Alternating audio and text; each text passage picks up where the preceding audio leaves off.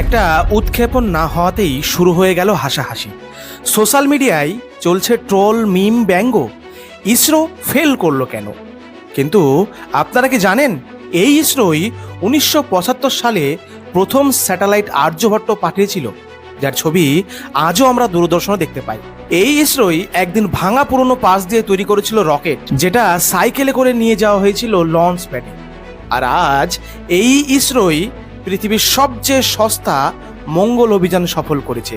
এই ইসরোই চাঁদের দক্ষিণ মেরুতে বিশ্বের প্রথম দেশ, যে চন্দ্রযান-3 মাধ্যমে চন্দ্রযান ওই চাঁদে পাঠিয়েছে দক্ষিণ মেরুতে।